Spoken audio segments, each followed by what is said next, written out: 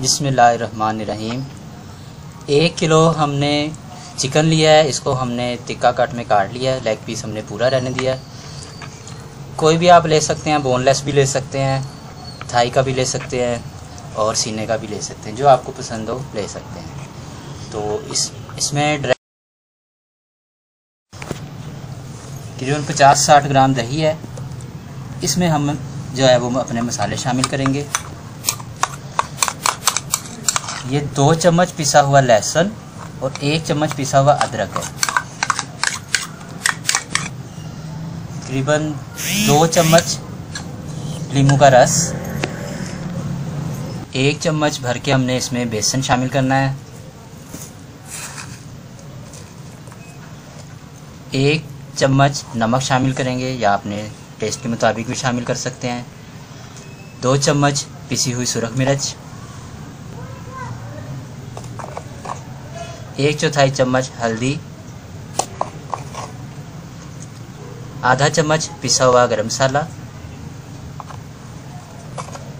1/4 चम्मच पिसी हुई काली मिर्च,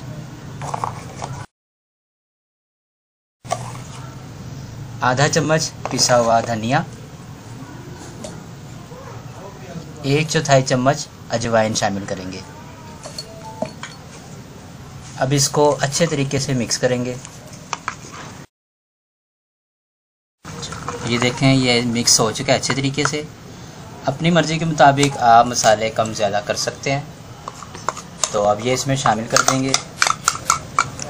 अब इसे अच्छे तरीके से हम अपने गोश्त पर लगाएंगे। हाथ से करेंगे तो ज़्यादा अच्छा लगेगा, वरना आप चम्मच की मदद से भी लगा सकते हैं। और इसको अच्छे तरीके से हमने सारे गोश्त पे इसका कोट कर देना। अगर मसाले हम दही में शामिल ना करते तो इस तरह हमें मसाले मिक्स करने में मुश्किल होती है, लेकिन दही में शामिल करने से पहले ही एक जान हो जाते हैं मसाले और बहुत आसानी से हमारे गोश्त को लग जाते हैं।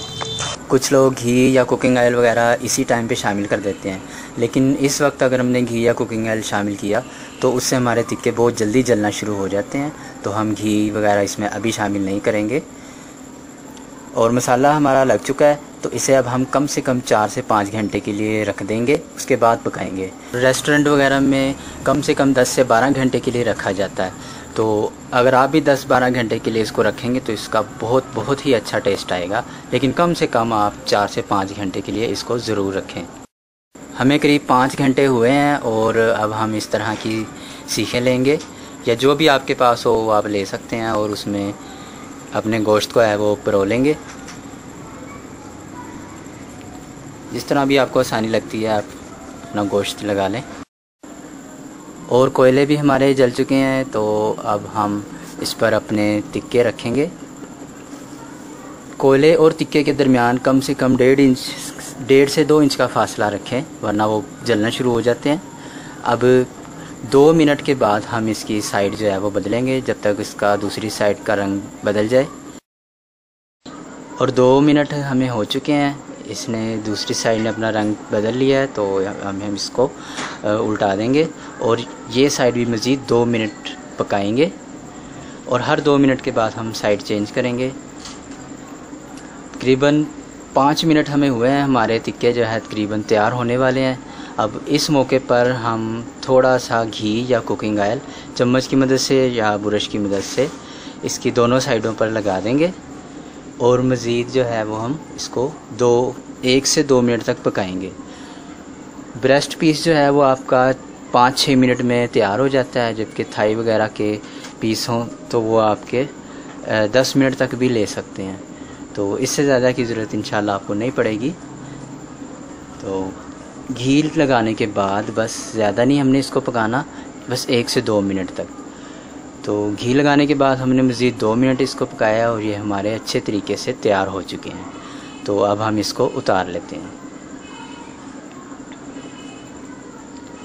कपड़े की मदद से या चिमटे की मदद से उतार लें।